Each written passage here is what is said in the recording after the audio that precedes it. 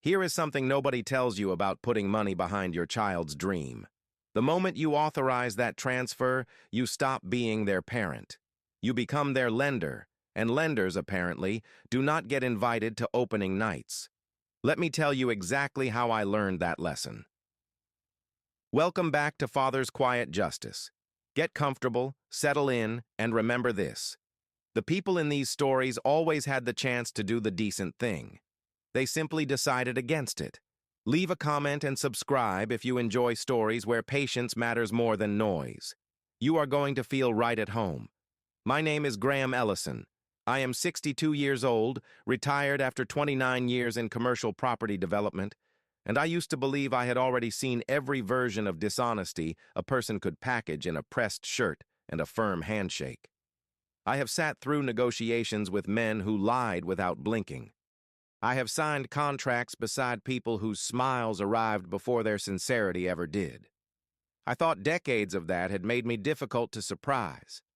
I was mistaken, and the person who corrected me was a 5'5" woman in a cream wool sweater who called me Dad at Christmas and passed the butter as if she had not already decided what to do with my money. But I am getting ahead of myself. Stay with me. It began the way most expensive mistakes begin, with a dream that sounded practical enough to lower your guard. My son Owen came to me on a Saturday afternoon in May. He sat across from me at the kitchen table, my wife Helen beside me folding a dish towel over the back of a chair, and he presented his business plan the way a young executive presents quarterly targets to a board that can still say no.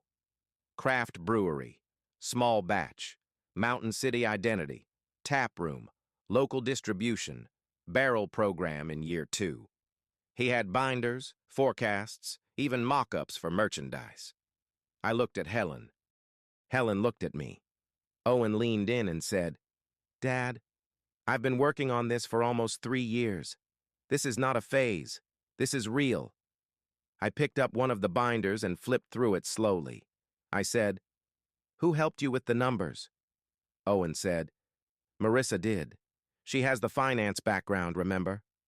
Helen made no comment. Not a sentence, not even a word, just a sound. The kind of sound a woman makes when she is trying to remain gracious while every internal warning system she possesses has already activated. I had been married to her for 39 years. I understood that language as well as my own. I looked at the logo stamped across the cover. It read, Ellison and Company Brewing. I will admit something moved in my chest when I saw it. My name. My son's ambition. Nearly 3 decades of work possibly becoming something that might still exist after I was gone. I said, "How much?" He told me the number. Then I said, "I'll think about it." What I did not tell Owen that afternoon, what I did not tell anyone, was that I had already begun thinking about it 4 weeks earlier. Because 4 weeks earlier, Helen had said something to me that lodged in my mind and refused to leave. We had been at Owen and Marissa's townhouse for dinner. Marissa had cooked duck confit with roasted potatoes and lit enough candles to make the place look warmer than it felt. Owen excused himself midway through the meal to answer a call, and while he was in the other room, Marissa smiled across the table at me and said, "Graham, Owen talks about you all the time. He wants so badly to make you proud." She tilted her head slightly and added, "This brewery is going to change everything for us, for all of us." I nodded and said, "It's a serious investment." She held my gaze just a fraction too long and said, "You won't regret it." On the drive home, Helen said nothing for the first 10 minutes. Then she looked out the passenger window and said, "She already knows the amount." I kept my eyes on the road. "What amount?" "The investment amount," Helen said.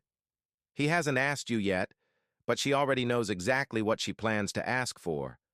I could see it in the way she was studying you." I did not answer her immediately, but I filed it away, right next to the candles, the duck, and the smile that lasted just slightly longer than natural. I called Martin Keene on a Wednesday morning in June. Martin and I met at the University of Virginia. He is the only man I know who can talk about accounting irregularities with the enthusiasm most people reserve for playoff games. He picked up on the second ring. I said, "Martin, I need a favor." He said, "The last time you said that, I spent 3 days tracing money through 4 shell companies connected to a marina in Annapolis. So forgive me if I sigh before I answer." He sighed. Then he said, "Go on." I told him about the brewery, about Owen, about Marissa, about Helen's instinct and the dinner and the smile. Martin listened without interrupting, which is uncommon for him. When I finished, he said, "You want me to review the plan?" "I want you to review everything," I said. He laughed softly. "Everything is a large word, Graham." "I know exactly why I'm calling you." He said, "Give me 12 days." I gave him 12 days.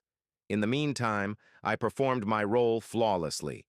I called Owen and told him I was in. I listened to the silence on the other end. That particular silence a man makes when something he hoped for has just become real and he does not know how to carry the relief of it yet. He said, "Dad, are you serious?" I said, "It's a strong concept, son. I believe in you." What I did not say was, "I believe in you entirely. It is someone else involved in this that gives me pause." Helen was standing in the doorway when I hung up. She said, "You haven't moved the money yet, have you?" "Of course not." "Good," she said. Then she went back to the novel she had set on the hall table. 39 years together, and she still trusted my instincts even when I had not fully explained them. That woman deserves to be carved into stone somewhere. Martin called me on a Monday evening. I knew in the first 3 seconds that he had found something. Martin is almost always dry and almost always unimpressed. That night he sounded like a man who had opened a locked drawer and discovered another one beneath it. He said, "Graham, sit down." I'm seated. "Sit down harder." I pulled my chair in closer to the desk and said, "Talk."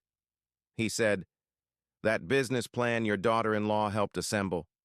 Excellent presentation. Clean market research, respectable projections, sensible timelines." He paused. "Completely detached from the financial structure actually registered with Buncombe County." The room went still. I said, "Repeat that." He did. Then he continued. "The binder Owen showed you is for investors. The legal setup filed behind it is something else entirely. There's a secondary operating stream. Vendor payments are being routed through a holding company that does not belong to the brewery." I said, "Who does it belong to?" Martin went quiet for exactly 3 seconds. Then he said, "A man named Adrian Mercer." I leaned back and closed my eyes. I thought about Marissa at that candlelit table, about her telling me I would not regret it. I said, "How long has this been in motion?" Martin said, "Long before Owen walked into your kitchen with those binders." I sat in my study for a long time after we ended the call. The house was quiet. Helen was upstairs. The grandfather clock in the hall kept time with complete indifference. I thought about my son. I thought about the way his voice cracked when I told him I believed in him. Then I picked up the phone and called Victor Sloan. Victor answered the way he always does, with the calm pace of a man who never wastes a word because he knows the silence before it is useful. He said, "Graham, it's been too long." I said, "Victor, I need an escrow account established, and I need it done discreetly." There was a pause. Then he said, "Paperwork will be ready on Friday." I hung up, looked at the clock on the wall, and smiled. Not because anything was funny, because the game had changed, and at that moment I was the only person at the table who knew it. If you've made it this far, do one small thing for us and subscribe. Most people watch and never do it, but it helps more than you think. Truly, thank you. Let me tell you something about deliberate exclusion. It is not the exclusion itself that stings the most. It is the choreography around it, the carefully prepared explanation, the cheerful voice. The way people speak to you as though you are expected to nod, smile, and accept your demotion from family to funding source. I have never been particularly gifted at that last part. It was a Thursday afternoon when Helen came to my study. I was reading, or pretending to. In truth, I was thinking about Martin's report and Adrian Mercer and the number of ways a person can disguise theft as expansion. Helen stood in the doorway and said, "Marissa called." I looked up. "And?" She said the brewery opened. I put my book down slowly. "When?" 12 days ago." The room fell quiet. I let the number rest between us. 12 days. No call, no message, no invitation. Not even one of those lazy photographs people send when they want credit for remembering you after the event. Nothing. I said, "What exactly did she say?" Helen sat across from me and folded her hands the way she does when she is containing something strong enough to need structure. She said, and I am quoting, "So do not look at me like that. It was 12 days ago. We kept it to close family and a few friends. Very intimate, very simple." I looked at my wife. My wife looked at me. I said, "Close family." Helen said, "That is the phrase she chose. We are his parents." I am aware of that, Graham. I leaned back and thought about the word intimate. I thought about $495,000. I thought about how intimate is a fascinating word to use for an event financed almost entirely by people you decided not to invite. Then I smiled. Helen studied my face and said, "Why are you smiling?" I would very much like an explanation because from where I am sitting there is nothing amusing here. I said, "Because she called. She called to tell us we were not included." "No," I said. "She called to see whether the money had landed. That is not the same thing." Helen stared at me for a long moment. Then she said, "Victor?" I nodded. Everything is exactly where it should be." She returned the nod once, stood, straightened her blouse, and left the room with the expression of a woman prepared to trust her husband one more time while keeping the right to say "I told you so" in reserve. 3 days passed. I moved through them with the particular calm of a man waiting for an outcome he already prepared for. I had breakfast. I read the paper. I spoke with Martin twice to confirm the paperwork. Both times he sounded faintly delighted, which for Martin means he became even drier than usual. On the third day, my phone rang. Marissa. I let it ring twice, not because I needed time, because there is value in allowing people to experience exactly enough uncertainty to reveal themselves. Then I answered. "Marissa, what a pleasant surprise." Her voice came through warm and lightly breathless, the way it always did when she wanted urgency to sound like grace. "Graham, hi. I'm so glad you picked up. How are you? How's Helen?" "We're very well. Quiet week here." She laughed that careful little laugh of hers. "That sounds lovely. I won't keep you long." "You're not keeping me at all. Take your time." A tiny pause. Then she continued. "So we've been getting the brewery fully operational, and as you can imagine, the first weeks of a launch are just non-stop. Vendors, staffing, permit follow-ups, equipment balances, all of it. Sounds exciting." "It really is. It truly is. Owen is completely in his element." Another pause. "The reason I'm calling is that some of our early invoices are coming due, and we had expected the investment transfer to have cleared by now. I just wanted to check in and make sure everything was still moving on your end." Silence. I let it settle. 1 second. 2. 3. Then she said, "Graham? I'm here." There was the faintest edge beneath the warmth now. "Did you get a chance to move the funds?" And I smiled. Not the polite smile from holiday dinners. Not the professional smile from boardrooms and lease closings. The real one. The one Helen says makes me look as though I have already read the last page of a book everyone else is still pretending to understand. I said, "Of course. It was taken care of weeks ago." You need to understand what happened in the silence after that sentence. That silence confirmed everything. If Marissa had been who she claimed to be, a faithful partner, a diligent business manager, a daughter-in-law guilty only of poor manners and selfish priorities, that pause would have lasted half a breath. She would have exhaled and said something like, "Oh, wonderful, then it must be a banking delay. I'll check our side." Instead, the silence lasted 4 full seconds. I counted them. Then she said very carefully, "Handled how?" "Transferred as agreed. Every dollar." "To which account?" "To the account established for the investment." Another pause. Tighter, shorter, controlled. She said, "Which account specifically? I want to make sure our bookkeeper is checking the correct place." I said, "Victor Sloan has all the details. He handled the transfer for me. I mentioned him when we discussed legal structure. You can call him directly. He's expecting you." The atmosphere changed. There is no cleaner way to describe it. The air on the line shifted, and for one brief, unguarded moment, Marissa stopped performing. She said, "Who is Victor Sloan?" There it was.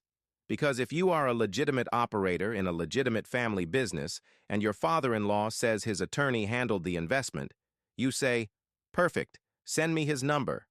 You do not say, "Who is Victor Sloan?" in a voice 2 degrees colder than it was 60 seconds earlier. I said pleasantly, "My attorney. Has been for 20 years.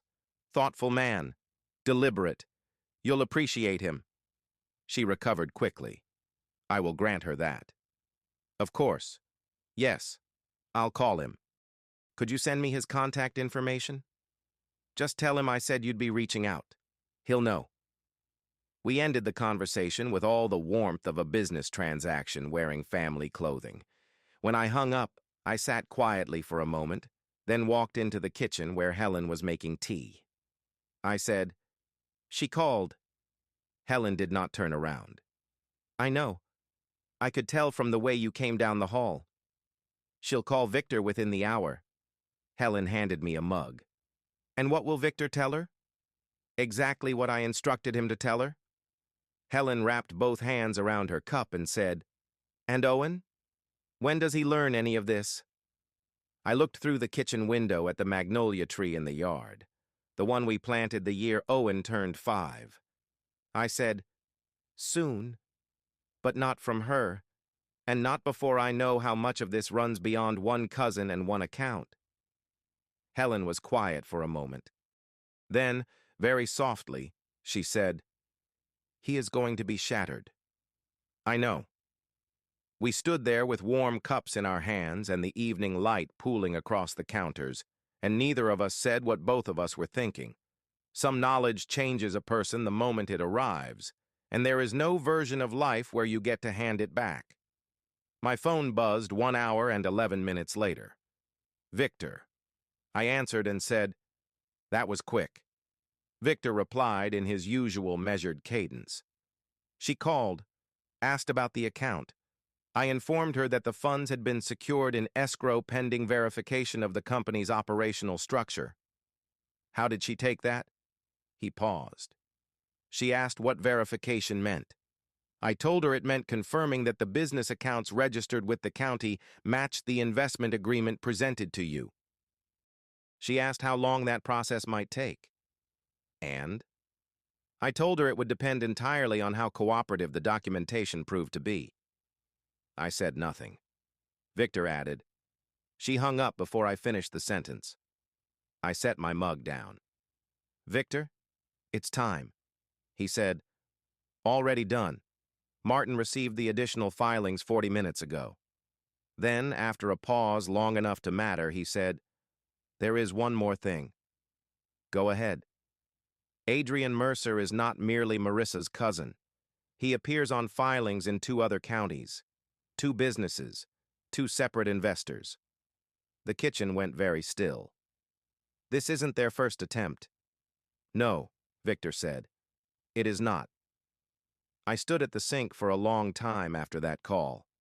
Somewhere across Asheville, in a brewery wearing my family name above the door, a woman was making calls she thought I did not know about to a man I now knew rather more about than she understood. The smile returned. The real one. Because there are moments when becoming the banker instead of remaining the father is exactly the correct position to occupy. If you enjoy stories like this and want more of them, hit like and subscribe. Most people never do, but it helps keep this entire thing running. Thank you. I mean that. There is a particular kind of morning that exists only in the days before something significant breaks open. The sky looks ordinary. The coffee tastes the same. The birds carry on with their own affairs, unconcerned with the fact that nearby, a carefully managed lie is about to meet a man who noticed the paperwork. I have always liked those mornings. It was a Tuesday. Helen was already at the table when I came downstairs. She had her reading glasses on and a mug in front of her. She looked up the way she has looked at me for 39 years, as if she already knew what I was about to say and was simply waiting for me to catch up to it. I said, "Today." She took off her glasses and set them beside the sugar bowl. "Owen too?" "Owen first." She nodded, stood, refilled her coffee, and said with the quiet sorrow only a mother can hold without making a spectacle of it, "Make sure he hears it gently, Graham. Whatever Marissa did, he loved her. That part was real for him, even if nothing else was." I looked at my wife and thought, not for the first time, that the best decision I ever made was asking her to marry me outside a diner in Richmond in 1987 with $21 in my coat and nothing to offer but my word. I'll be gentle. You are going to have to be. Because once he knows, the calm becomes your responsibility, and the anger becomes his. He will need a clear head for what happens after. I called Owen at 8:40 that morning. He picked up immediately, the way younger men do when their lives are moving faster than their thoughts. "Dad, hey, good timing actually. We finally got the glycol system balanced. You should come by. You'd love the place. Owen, I need you to come over." Something in my voice stopped him. I know because the background noise changed. The clatter, the movement, the murmur of a working space all disappeared as if he had stepped into an office and shut the door. "Is everything all right?" "Your mother is fine. Everyone is fine. But I need you here, and I need you to come alone." A pause. Then carefully, "How alone?" "Do not tell Marissa you're coming." The silence that followed was the longest one we had shared since the day I told him his grandmother had died. I could almost hear him turning the sentence over in his mind, trying to find a version of it that did not mean what he feared it meant. "Dad, what's going on?" "Come over, son. I'll explain it all." He arrived 35 minutes later. He came through the front door and into the kitchen looking exactly like what he was, a 35-year-old man who had driven across the city with a knot in his stomach and no name for it yet. Helen hugged him first, and she held on just a fraction longer than usual. Owen let her. That told me the knot had already started tightening. He sat at the kitchen table, the same table where he had spread out his binders and his logo and his hopes 14 months earlier. I sat across from him. Helen remained close, but she gave the room to us. I did not soften the opening.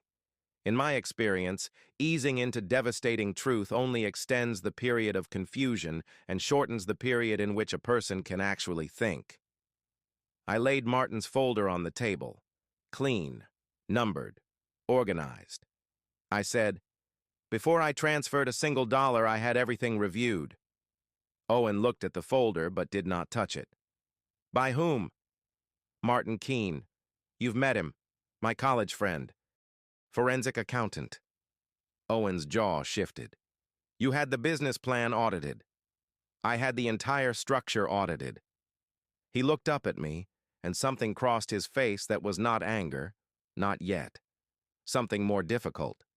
the expression of a person realizing two conversations have been taking place simultaneously, and he has only been invited to one of them. What did he find? I opened the folder and walked him through it. Every page, the holding company, the rerouted vendor streams. The difference between the polished investor proposal Marissa had built for him and the actual operating structure filed in county records.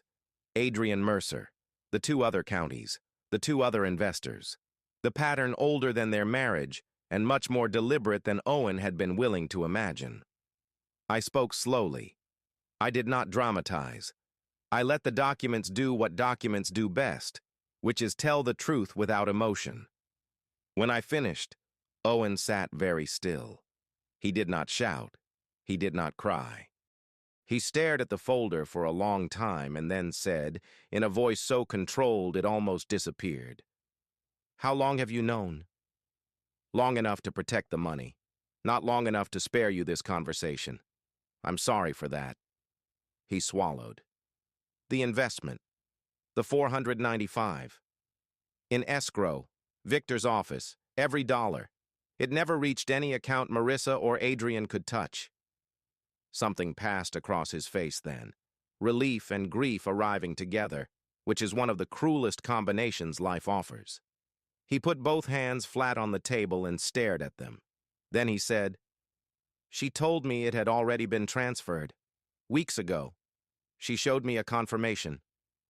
"I know." He looked up slowly. "She faked a transfer confirmation." "Martin believes so. Victor is proceeding on that basis." Owen pushed his chair back, stood, and walked to the kitchen window. He stood there with his back to me, looking out at the magnolia tree. I let him have that. After a long silence, he said, "Adrian Mercer. Her cousin. I've met him 4 times in the last month. He came by to look at the equipment. I showed him the canning line. I shook his hand." The room stayed quiet. Then Owen said, still facing the window, "Was any of it real, Dad? Any of it at all?" He stopped, started over. "Was the brewery real? Or was it just the mechanism?" That was the question I had been dreading, because the answer was complicated in the way only honest answers are. I said, "The brewery is real, the lease is valid, the equipment exists, the permits are legitimate. What was not real was the destination of the money once it arrived. The plan, as Martin sees it, was to run the business long enough to justify the investment, siphon as much as possible through operating channels, and eventually manufacture a collapse." Owen turned around. His eyes were dry, but his face looked older than it had an hour earlier. "And then what? They disappear?"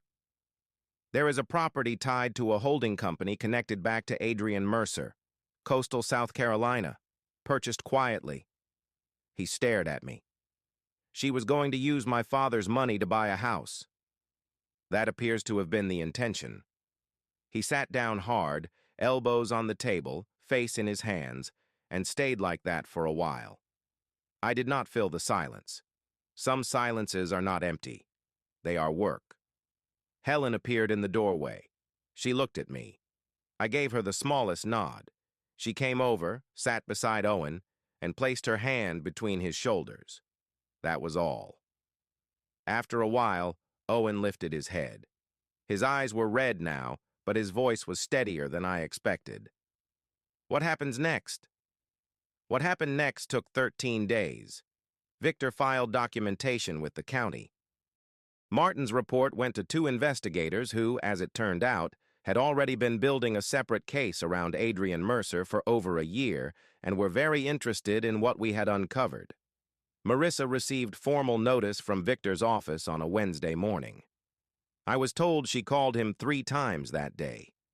Victor returned none of those calls until he was good and ready, and when he finally did, he spoke with his usual slow precision and left no room for confusion. Adrian Mercer was arrested on a Friday. Marissa retained counsel by Saturday afternoon, and on Sunday evening, my phone rang. Marissa. I looked at the screen for a moment and answered. "Marissa." Her voice had changed. The warmth was gone. The polish was gone. What remained was something rarer and, in a strange way, more honest than anything she had offered me in 2 years of holiday dinners, soft sweaters, and carefully timed smiles. She said, "You knew. Not from the beginning. Early enough." A long pause. "The escrow account." "Yes." "You were never planning to wire the money." "No." She exhaled once, sharply. "Why didn't you just say something? Why didn't you confront us?" I thought about Owen at the kitchen window, about Helen's hand on his back, about 2 other investors in 2 other counties who, presumably, had not been lucky enough to have Martin Keene, Victor Sloan, or a wife who noticed a smile lasted too long. I said, "Because saying something would only have protected my money. What I did protects the people after you." Silence. Then, very quietly, she said, "He didn't know. Owen didn't know any of it." "I know." I said, "He is my son. I know exactly what he is." She had nothing left after that. The call ended. Owen filed for divorce 9 weeks later. It was not easy. None of it was easy. He came for dinner on Friday nights. Sometimes he talked. Sometimes he simply sat with us and ate and let the house remain what it had always been, a place where he was not required to perform recovery before he was ready. And the brewery, as it turned out, was viable, truly viable. Once the financial architecture Marissa built around it was stripped away and the company was restructured under Victor's guidance with Martin overseeing the books, what remained had good bones, good foot traffic, good product, good room to grow. On a Thursday in November, on one of those bright cold mornings when the sky looks cleaner than it should, Owen called and said, "Dad, I want to show you something." I drove across Asheville and parked in front of a brick building with a dark green sign over the door. The sign read, "Ellison and Company Brewing." Owen was standing outside waiting for me. He looked like himself again, not the hollowed-out version from my kitchen table, the earlier one, the young man with binders and projections and belief. He said, "I know this isn't how we pictured it. I know a lot happened." He looked up at the sign. "But it's still real. I think it was always supposed to be real." I stood beside my son on the sidewalk and looked at our name above the door. Then I said, "Show me the glycol system." He laughed, the first real laugh I had heard from him in months. "It's unbelievable, Dad. I told you." "You did." He held the door open and I walked in. The brewery smelled like grain, citrus, cedar, and new beginnings, the kind that are earned rather than imagined. I looked around at the long bar, the polished concrete floors, the natural light coming through the front windows, and I thought about 14 months of patience, about a forensic accountant who finds fraud entertaining, about an attorney who speaks slowly on purpose, about a woman who noticed a half-second smile and trusted herself enough to say something aloud.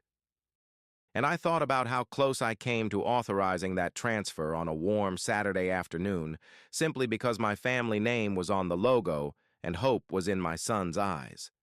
Sometimes love makes you want to skip the part where you pay attention. Almost. I sat at the bar. Owen poured 2 glasses and placed one in front of me. He lifted his. "To the brewery." I picked up mine and looked at my son, then at the room, then back at the glass. "To paying attention." We drank. And outside the front windows, the November light did what late autumn light always does. It made everything look as though it had already survived something. Because it had.